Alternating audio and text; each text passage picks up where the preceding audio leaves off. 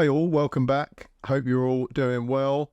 I've done a few videos recently to do with legislation and law around banned objects and firearms, knives and all that kind of thing. And this has led to a lot of comments. A lot of the comments are discussing self-defense. And as I've stated in some of the other videos, there is no ability in the UK legally to buy things specifically for self-defense or to carry things specifically for self-defense. If you were to say that's why you had bought a knife and you were carrying it around for that reason, you could end up in a lot of trouble. And of course, this has sparked some debate in the comments and people are pretty angry about that. There's some people from America that are maybe a little bit confused and they've said, oh, you've got no ability to defend yourselves over there. There is no self-defense in the UK, and that isn't quite correct either. It's actually quite a difficult area. It's a bit of a legal wrangle. I'm not a solicitor, obviously. I hope you guys understand that from all the other videos. Don't use these as some kind of legal backing to go and act however you want to act. You need to actually go and seek legal advice, read up on legislation, etc., etc. This is just for interest, entertainment. I give a brief overview of my opinion of some of these laws and legislations. It's then up to you to go and check into it deeper if that's what you want to do. We don't have enough time to make sort of extra long, very detailed videos. It would go on for hours. And I simply don't have the knowledge. Like I said, I'm not a solicitor. But I do have some understanding, especially in self-defense.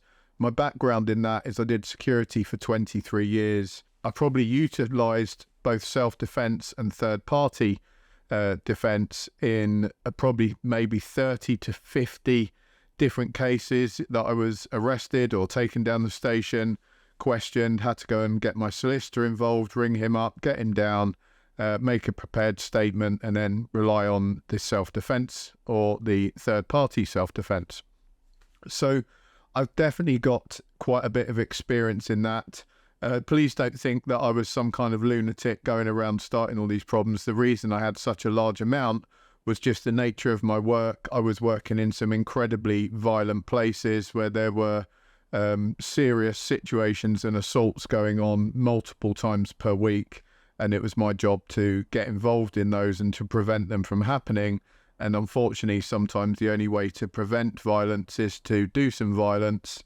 And, people that think otherwise, that you can just go up and ask these sort of violent criminals to please be nice and stop hitting the nice lady or whatever, that's just, cloud cuckoo land. The reality is you have to go and address these issues in a pretty severe way.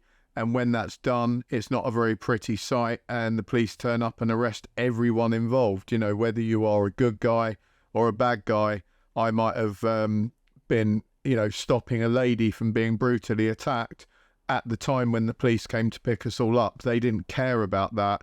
Their job was to basically take me to the station, process me, and then it was my solicitors and my job to clear my name and prove that I was the good guy, if you like, in that situation. So there's a bit of background on that. I've certainly got, a fair amount of experience. I haven't had to endure any of that for quite a few years now. I work in a different sector altogether, but it's something that I keep in the back of my mind. It definitely taught me a lot about how I would go about defending myself or my loved ones if I should need to. So, do we have the ability to defend ourselves in the UK? Yes, if you just got what I was speaking about there, absolutely we do, because I was able to do that and defend other people as well successfully.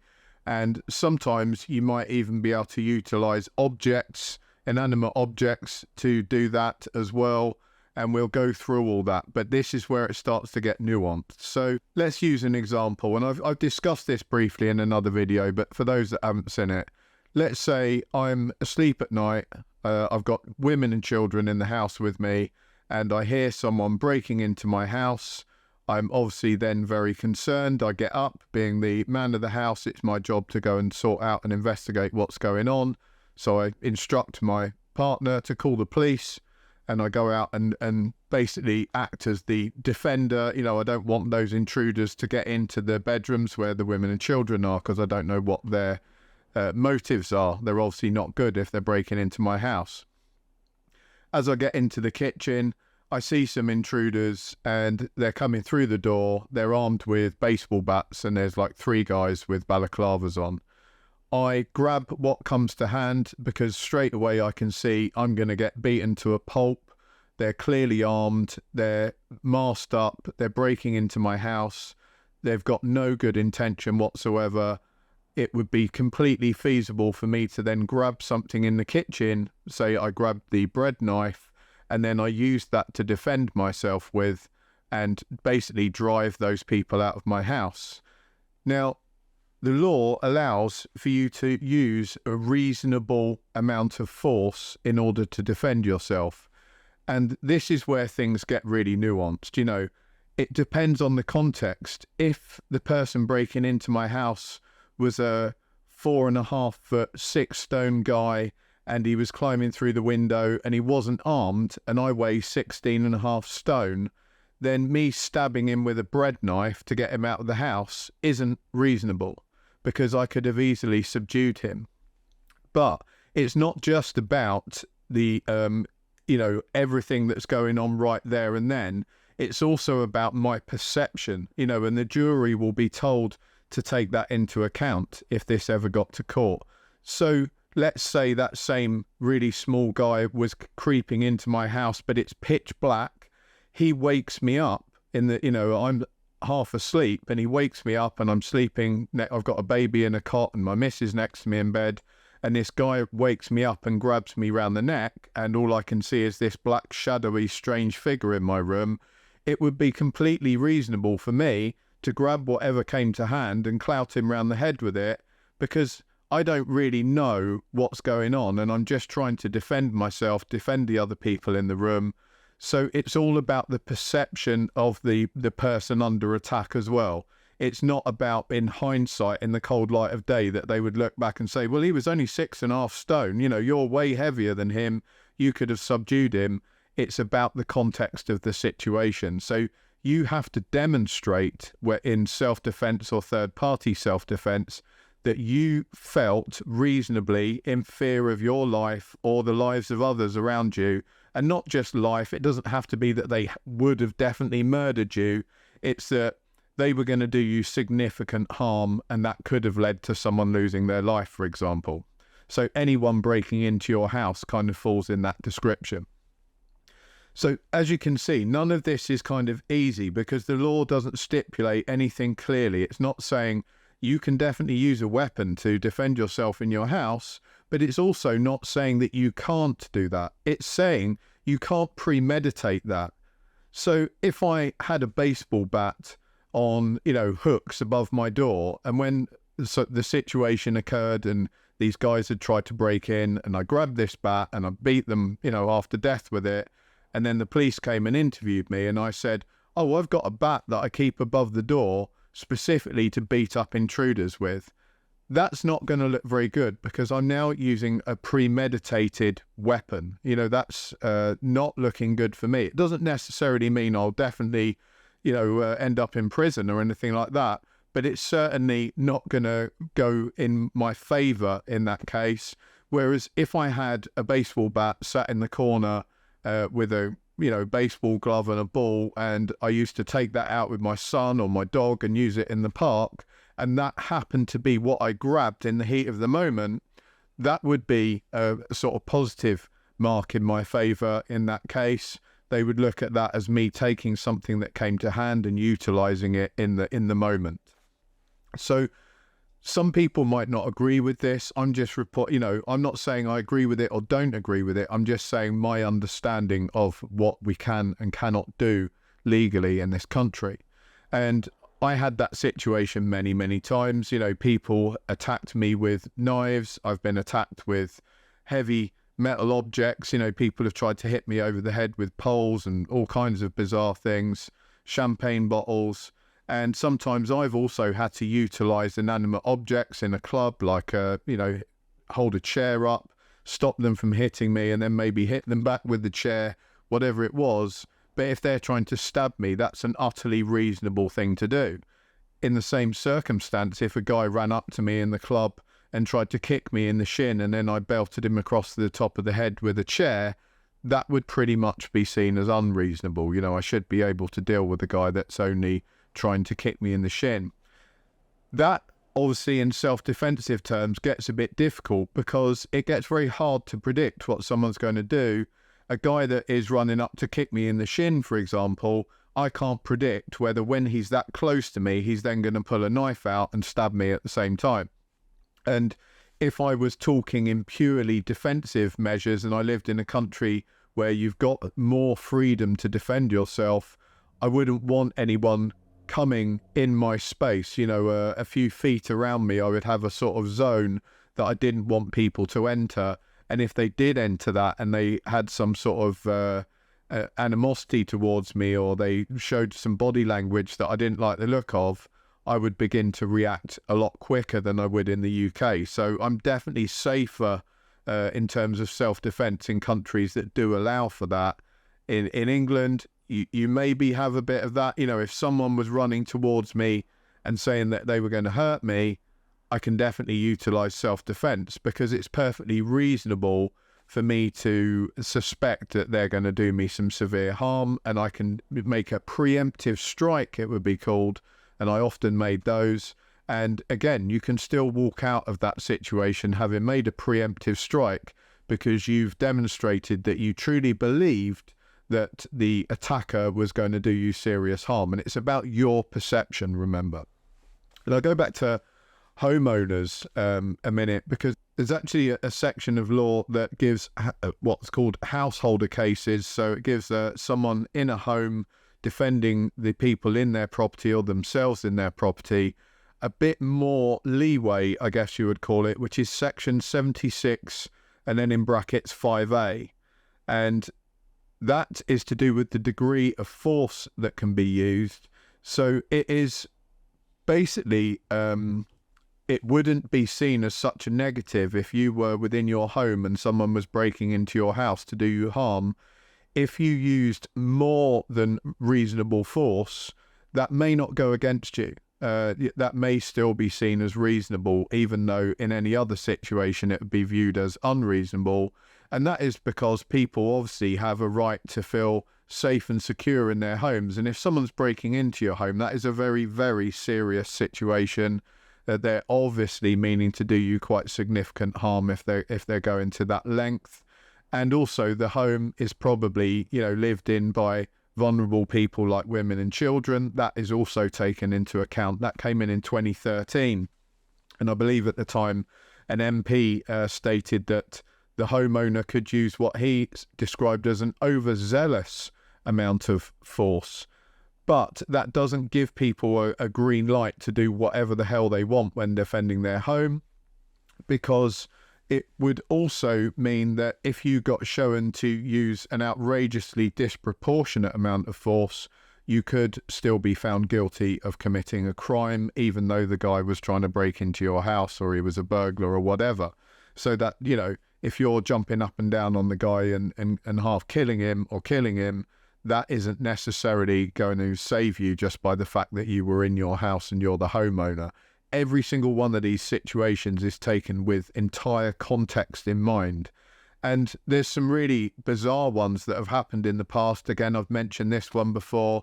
There was a career criminal called Kenny Noy, and he stabbed a guy he found in his back garden lurking in the shadows. In fact, there was two guys, both dressed in sort of black clothing, lurking in the dark. Kenny Noy stabbed one of them, thinking it was a rival criminal gang that were there to assassinate him, killed the guy. That guy actually turned out to be an undercover police officer that was doing some surveillance in the back garden.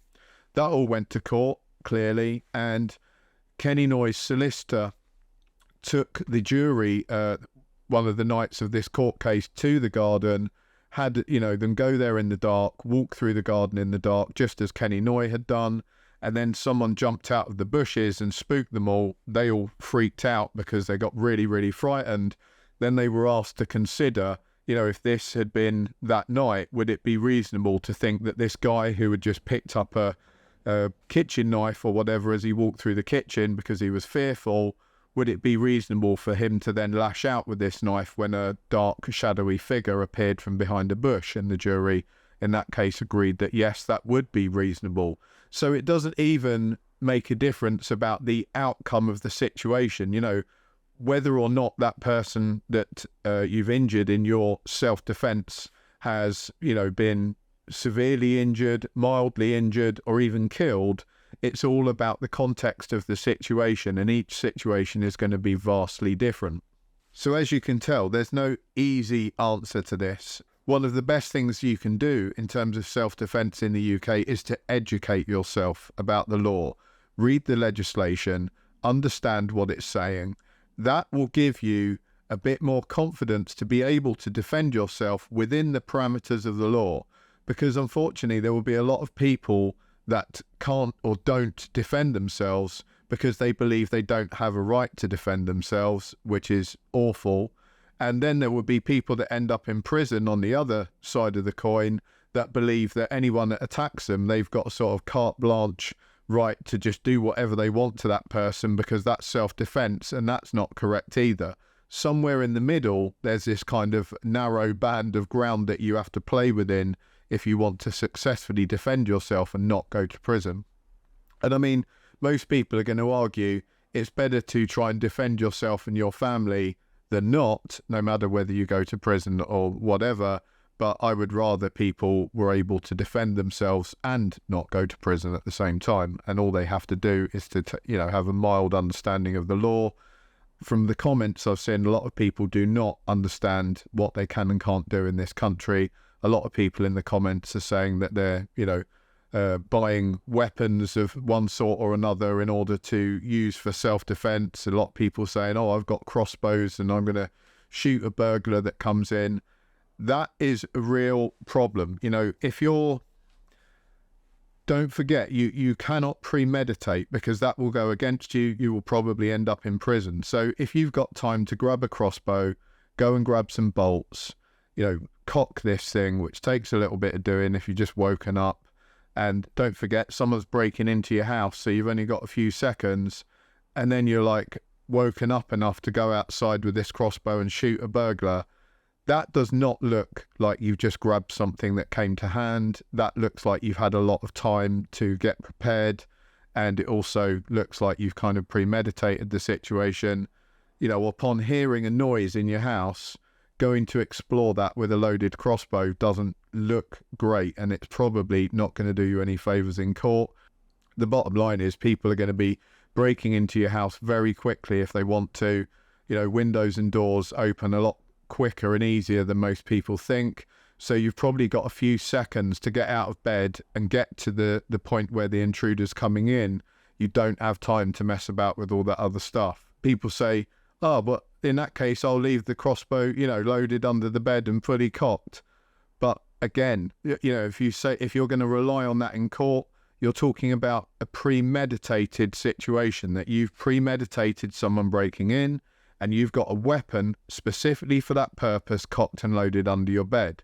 Not to mention that is completely irresponsible. If you've got animals in the house or children in the house or even a missus in the house that's doing a bit of cleaning or whatever, you don't want things like that loaded underneath the bed. So any ideas people have about that kind of stuff, I would say are very bad.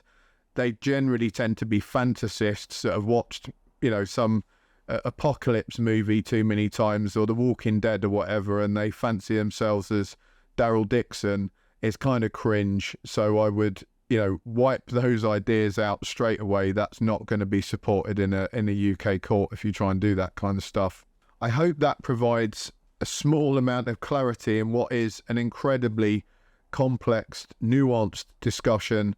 Like I say, I only make short entertainment videos just to get people thinking about these things. I very much encourage people to go and look at legislation, speak to a solicitor if this is something they are deeply concerned about, and get that information before it's too late. This isn't something you want to rely on after the fact. Everyone should understand what they can and can't do within the law to protect themselves. I think that's a fair assessment. The police, I've found, don't particularly like that. you know, they've got their own take on it. The law's one thing. The police have kind of got another idea altogether, that's their personal thoughts, that they don't like people using self-defense. I think in the past, I've always been questioned in a very unpleasant manner by the police. Whenever, even if I've helped people out, I've saved a woman from being sexually attacked. You know, I've saved a couple of women from being severely beaten up, and the police basically treated me like an absolute piece of crap. Talked to me like I was a common criminal, and I was the baddie as far as they were concerned, even though I did say to them, you know, you must see what's happened there. They've got it all on video. They can see this woman getting a hide-in by some horrible guy, and then me stepping in and dealing with the guy. That was not, you know, the police weren't about ethics. They were about maximising the amount of arrests they could get. And when I was able to successfully defend myself using these self-defense or third-party self-defense and having a solicitor and a prepared statement and all that kind of stuff, they would bail me. You know, I didn't get a write-up in the local newspaper saying, hey, this guy's really good and he helped this lady out. What they actually did was bail me, sometimes with conditions, and then about 6 months later, I'd get a random letter turn up in the mail and it would just say, NFA, no further action. And the problem with that is it's kind of worded like, oh, there wasn't enough evidence. They don't say, oh, we're really sorry. We understood what happened now. And, you know, we shouldn't have sort of taken you down the station in the first place. None of that.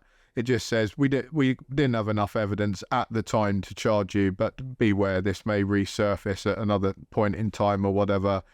And what happens with those is that they build up. So once you get one or two of those, you kind of start flagging up to the police.